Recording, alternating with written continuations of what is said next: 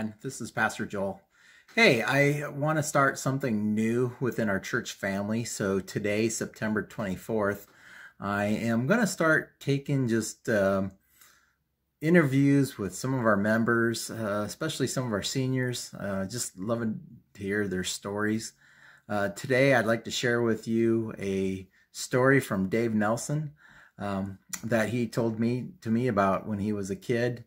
And so I want to share it with you. It's just one of those things from the past, sharing our history, getting to know each other in a deeper way. We'll have also lots of other videos, but I want you to enjoy this one. So thank you, Dave, for sharing this. So check it out. Hear Dave's story. When I was 10 years old, 11 years old, 10 probably, I lived in Port Orchard with my aunt and uncle, and they were very strict people. And they would sleep in till usually 1 o'clock every Sunday. And so I would get up real early and sneak out of the house, sneak my bicycle out of the garage, and I would take off exploring. And during the summer, South Kitsap High School would take kids swimming. You rode your bike up to the high school, and you get on the bus, and they'd take you out to Tawana State Park to go swimming. And as we went out there, we were going along the waterfront as you leave Port Orchard to go towards Gorst. And I was looking up on the hillside there and spotted a cave up there with a little platform sticking out in front of it. And I thought, ooh, I want to go see that. You know how kids are about caves. So I kept waiting and waiting. And then one Sunday when they slept in, I rode my bike down there. And I would have got a whipping for going out of the yard, let alone going that far. But I went down and I climbed up there.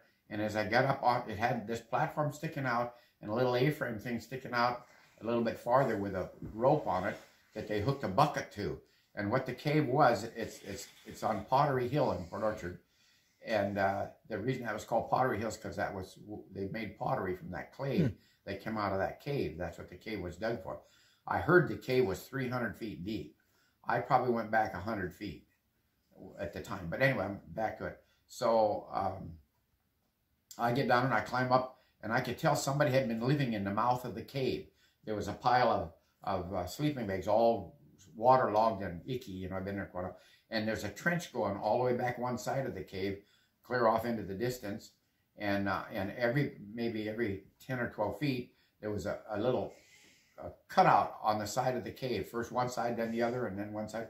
And they had been using candles in there for years, and there was wax, different color wax, clear down to the ground out of the entrances of those little things. Well, I had my flashlight and some matches in my pocket, and but I could tell somebody had been living in the mouth of that cave because there was a bunch of cans that had been opened with a jackknife, if you know how they're jagged, and in the ditch there, and there'd been a little fire just inside the mouth of the cave, so somebody had been living there for a while. And anyway, I wanted to go back and look in the cave, so I go back, and it's clay. Even the walk on one side was real slippery, so you had to be careful. And I go back till I go around the slight bend. And once I got around the bend, I turned off my flashlight, and remember, it was the darkest I'd ever been anyplace. It was kind of scary. Turned the flashlight back on real quick and kept going. And as I got back, the water in the ditch got wider and wider, and the trail got narrower and narrower. I finally got to where I could see the water covered the whole trail, and the cave kind of curved down into it.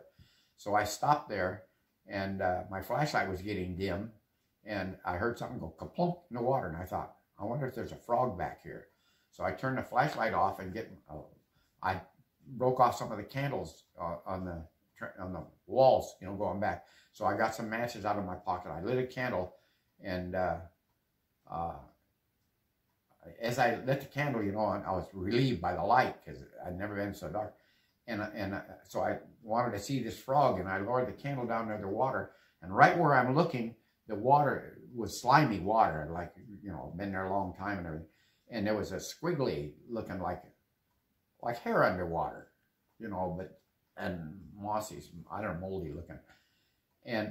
So I'm looking, I kind of wondering, as I moved the candle a little ways, I saw what looked like the shoulder of a little kid. At least I thought it was a bubble of cloth, you know, and that it was, but it looked like it was a little kid's shoulder, and it was one of those striped t-shirts, you know. I could only see the cloth look like a shoulder sticking up out of the water. And I thought, well, maybe that's a bunch of clothes down there. And so I'm moving the candle along real slowly, and I don't see anything. And just suddenly then I come to the end of what would have been a body, and there's a heel sticking out of the water, a shoe. And I could see the heel of it sticking up at an angle, and it looked just like if the shoulder was here, the heel would have looked like that, you know. And I thought, that looks like a little boy, maybe. I didn't know how old, anywhere from 6 to 10 years old, I guess. I thought he was about 6 or in that vicinity. But it scared me to death, you know, and I got out of there real fast. I remember how when I walked out of the front of the cave into the sunlight, the relief was overwhelming just to be out, you know. Anyway, I wanted to tell somebody, but I knew if my aunt knew I had rode my bike down there and had gone in the cave, let alone, you know, and done all these things, I would have got a whipping. And if you'd known my aunt, the whippings were really bad. She always made me go out in the woods across the street from our house, and there was a willow tree, and I'd have to pick 3 switches and then go down in the basement, take my pants on, lay over the chopping block, and she'd use the switches up on me. That's why when I was 11 years old, I finally ran away. But anyway, I never told anybody about it. And so years and years and years later, Sue and I meet Sue. I'm in and out of the Army, and then I meet Sue and we get married. I've been telling her that story for years. And I said, let's go find the cave. We searched for the cave. And go along, it was overgrown, you know, and you couldn't really see it. Finally, I found it. Well, then when I found it, it was somebody had driven some corrugated iron in and blocked it off. And the platform that had been out there when I was a kid is long gone. There was nothing there but this metal, and you could see over the top dark inside. So I knew that was the entrance to the cave. And I wanted to go in there, but I decided that I better find out who owns the property so I can take that tin off and go in there. And here's where the story kind of jumbles a little bit, because I ended out with a friend of mine buying that property that the cave was on. He bought the property for that, and I bought a boat that him and I were both interested in up at Port Townsend. Anyway, now it was 6 acres of land going up the hillside. And is this getting too long? No. Okay, so anyway, I went to the Bremerton newspaper one day to put an ad in, and I says, is there anyone here who's a historian around Port Orchard and Bremerton and stuff? And they pointed me to some younger guy in the back of the place, probably a guy in his 30s. And I said, do you know who owns properties? What do you want to know about? And I said, well, there's a cave over there, and I'm trying to find who owns that property. He started asking me questions. I'm sorry, I'm choking here. He says, can you show me that cave? He got real interested in the thing. He was a newsman. Wasn't necessarily his story. So I go over and he sees the cave. I tell him the story about it, and he gets all really interested. And he says, well, I want to bring a couple of my friends from the newspaper down the next day. He says, so we can take some pictures of this and talk about it. Well, he did, but he also brought the police. Then the police decided, the Port Orchard, 2 young detectives in the Port Orchard Police Department said they wanted to question me all about it and everything. So they took me down there, questioned me, and they're asking me to take a lie detector test, which really made me mad. I says, I'm not doing that. I said, it's not worth it. You know, I said, they had already convinced that I was a liar and that I was making this story up for attention. I says, I didn't do that. I says, I just want to know who owns that property. I want permission to go in there legally. And it was after that we bought the property, after they had done all that. Matter of fact, I have a video of me from the Seattle newspaper. They heard about it and came over and questioned me then too about it and put it on the news. But meanwhile, that was the end of it there. And then the time goes by, and this friend and I buy the property. I wanted the waterfront, I wanted a cave too, just to be able to explore it. But the waterfront had a building with a bunch of pilings.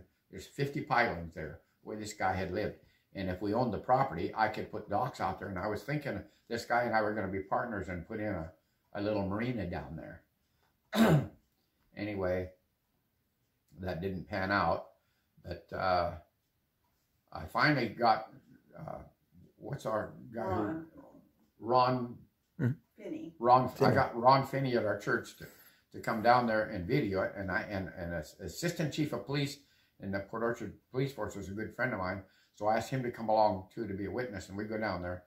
And now we own the property and we can legally. So I go up the ladder, and we have a video of this showing me climbing, taking the tin off for the first time, stepping inside. We go back maybe 50 feet or so, and there'd been a big cave in. A big chunk of the ceiling had come down, blocked it. That didn't bother me so bad because you could see over it, but the water was dammed up to it. So we couldn't go back any farther than that. And that's as far as it ever got. And so that's, the body's still there as far as I know. Okay, so they knew, the police and the reporters knew that there was a body back there? Well, they thought I made this story up. Oh, When I okay. was a little kid. So, Okay. so that's where it ended. And as far as I know, the body's still there. Oh, wow. And I can take and show you where the cave is today. Well, But the state came along right after that, and they were widening or patching the highway there, because it's right by Thompson's Landing, or Kitsap Marina. They're going out towards Gorse. And they heard the story. Somebody told them that body, or that cave had a body in it, and they put 3 big logs in there. I haven't even seen them. Sue said she saw them, but that they're still there. So that's where the cave sits today. Wow.